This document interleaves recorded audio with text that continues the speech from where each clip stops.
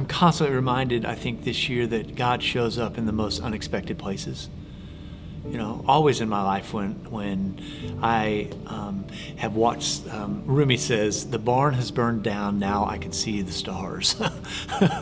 and often when the blaze is the brightest in my life, I don't know where God is. And when it calms down and it feels like that things are not going as they should, there's this presence. The presence of God shows up. And out of that, we're led. I think about this year with my father dying and not being able to see him in the facility that he lived in. The difficulty of my own children at some level, right? And just the way that they've had to negotiate COVID. As a family, we've come around and we've had these real times of gratitude of what God's done. And as we continue to nurture the soil of gratitude, we're asking, what do we do about this? How can we be people that give towards the future of what God is doing?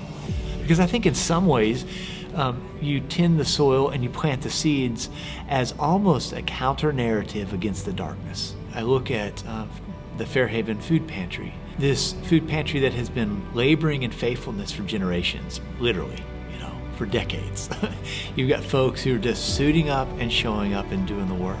And it's because of the faithfulness of folks before us that we're able to step in and do this work. I mean, I really love this idea of Seeds of Hope because people hoard and they go to the H-E-B or Albertsons when the anxiety is really high and we just go nuts and hoard. You plant seeds when there is a future. You plant seeds when you realize that although I may not be eating the fruit of the seeds that we're planting, I want to plant these seeds because there's something coming in the future. There are going to be people in the future that are going to need this. The old adage about planting a tree for generations, right? And so Chapelwood, we've been planting trees that will never see grow into full maturity because there's generations that are coming and that are going to need that. Now it's our turn.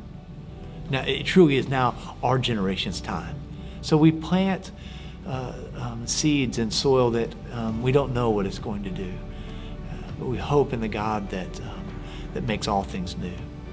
That out of the ashes, it says in Isaiah, the valley of bones, these bodies rise up. God does things, right? And so we entrust it to the soil of God.